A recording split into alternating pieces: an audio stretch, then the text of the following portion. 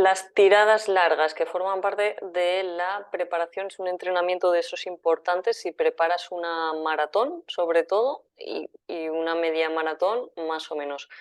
Digo más o menos porque ¿qué consideras tú que sí es una tirada larga y qué no?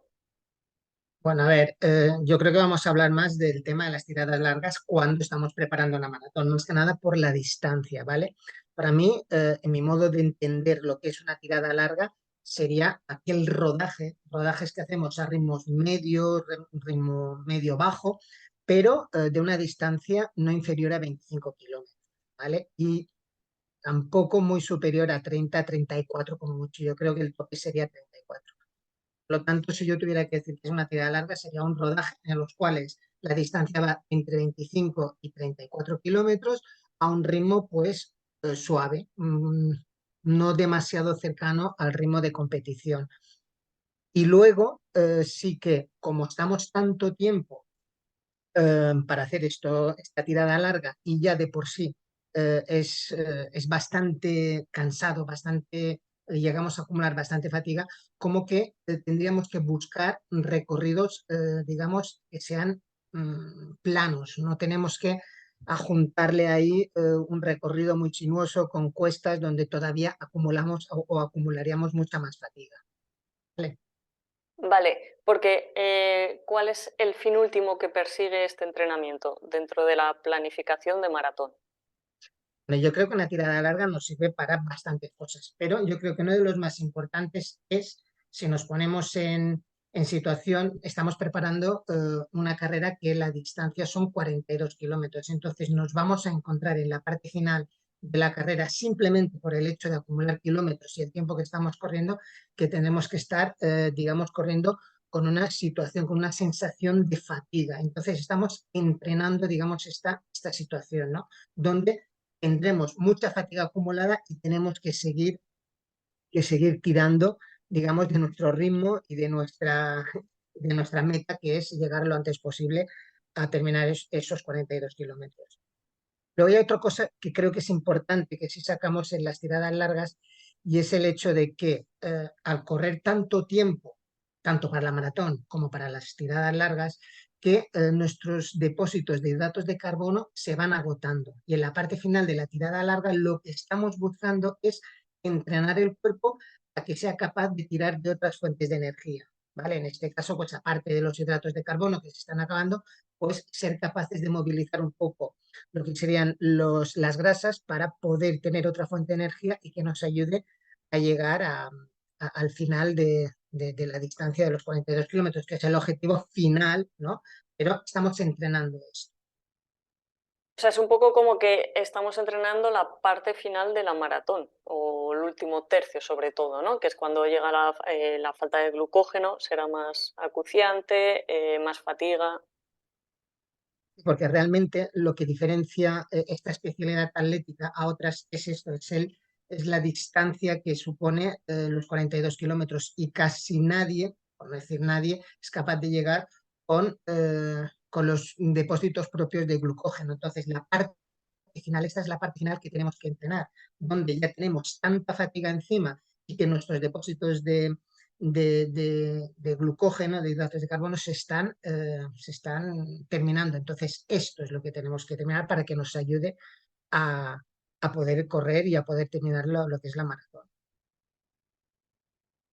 Y entonces, en un ciclo específico de maratón, ¿cuántas tiradas largas son para ti ideales hacer?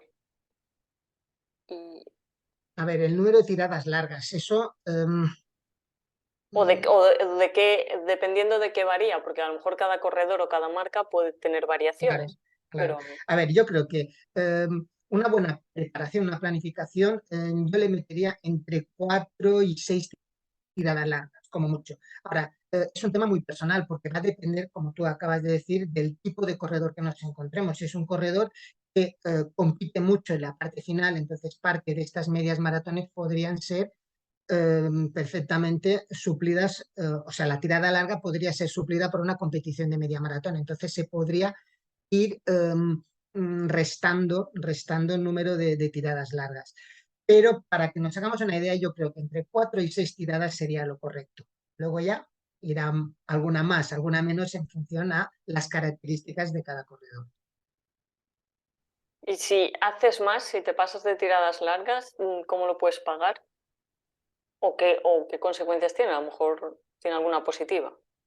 A ver, hacer muchas tiradas largas. A ver, primero de todo, yo soy partidario de las tiradas largas, distanciarlas bastante de lo que es el afecto objetivo. Es decir, el último mes de una planificación de maratón, yo creo que hay que ir buscando la frescura de ese corredor en cuanto a ritmos, en cuanto a sensaciones. Por lo tanto, si nos pasamos de tiradas largas en este último mes, llegaremos un poco cansados. Eso es lo que tenemos que evitar esa sensación de cansancio. Por lo tanto, yo creo que las tiradas largas tendrían que ser en los 2 meses, o sea, en el penúltimo mes de la preparación. Ahí es donde metería más el número de tiradas largas.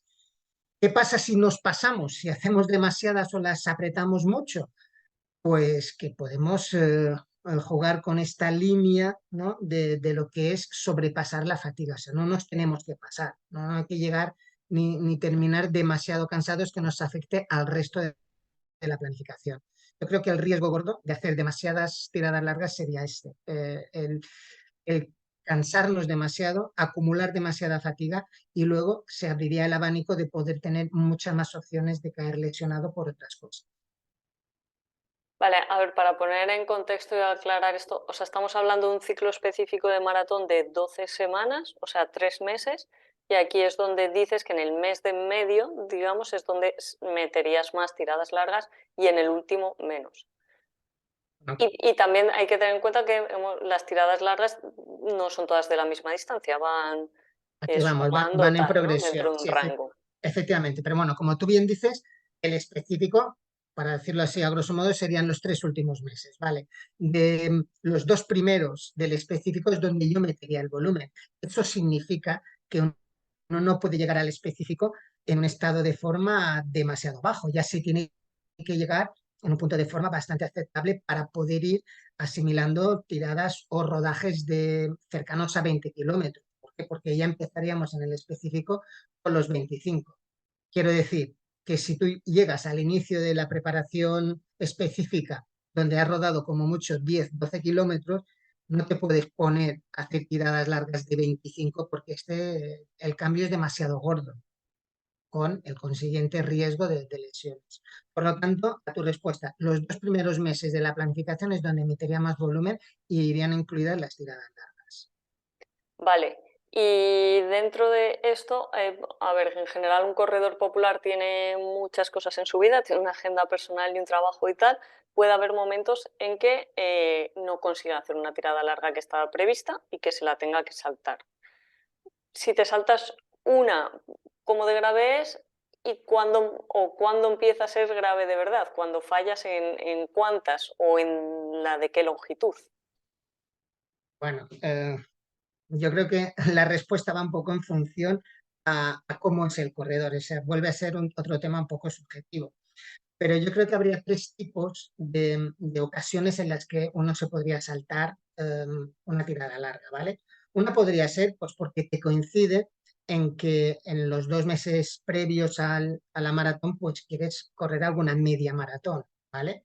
Entonces, juntar tirada larga, fin de semana, competición de media maratón más otra tirada larga, todo eso como que nos cargamos demasiado. Aquí se tendría que sacrificar una de las tiradas largas. Entonces, esto no corre ningún riesgo, se ve incluso hasta lógico, ¿no? Si este fuera el caso, pues en lugar de 6 tiradas hacemos 5, no pasa nada porque una de ellas se podría suplir por lo que sería la competición. Otro caso que nos podría suceder de que uno decida no hacer una tirada larga y es pues, por riesgo a una lesión. Es decir, tú vas corriendo, vas entrenando y el día anterior o el mismo día de la tirada larga, pues tienes ciertas molestias que te preocupan de que si terminas una tirada larga, que son muchos kilómetros, pues esta lesión, esta molestia pase a ser una lesión. Entonces aquí está más que, que digamos que prescrito que no se tenga que correr esa tirada larga. Es más el riesgo a una lesión que el beneficio que le puedes sacar a hacer una tirada larga. Y otra opción sería, pues como tú bien dices, que es un corredor popular donde tiene infinidad de cosas en su vida cotidiana, ya sean familiares, laborales y tal, y ese día le es totalmente imposible hacer la tirada larga. Bueno, en este caso yo creo que sería el único caso que se tendría que intentar repescar esa tirada larga que no se ha conseguido. Entonces, juntamente con tu entrenador, lo correcto sería en la semana siguiente reequilibrar las cargas e introducir esa tirada en la siguiente semana. Vale, si se da el caso de corredores que tienen poca disponibilidad, están preparando una maratón con, pongamos, 4 días a la semana de entrenamiento. Bueno, la primera pregunta sería, ¿esto tiene algún sentido o mejor pásate a preparar una media maratón porque estás arriesgando demasiado?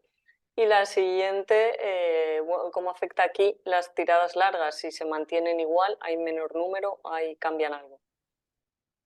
A ver, 4 sesiones semanales para correr una maratón en el específico yo creo que es poco. Lo que pasa que también, como en todo, hay que diferenciar y saber cómo es, o sea, en qué situación está cada corredor. Podrían ser 4 sesiones de correr, pero luego, por su cuenta, uno hace pues sus sesiones de fuerza, que podría ser una sesión, ¿no? O hace otras actividades, ya sea bici, ya sea otras cosas. Entonces, de esta forma se podría complementar. Entonces, con 4 sesiones es difícil. Puede, y hay gente que lo hace, pero es difícil.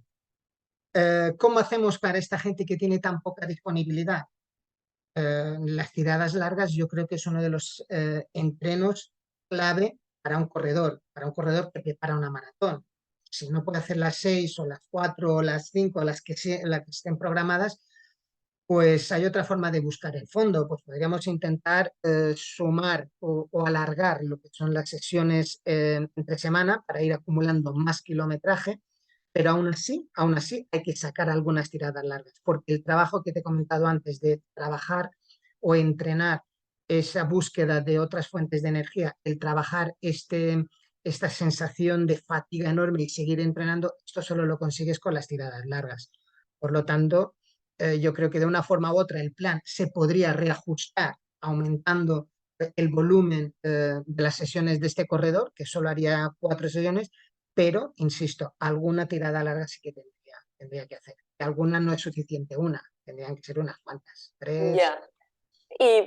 Por ejemplo, si estás eso entrenando menos y haces una tirada larga, eh, claro, aquí el punto es el cómo puede aumentar tu riesgo de lesión.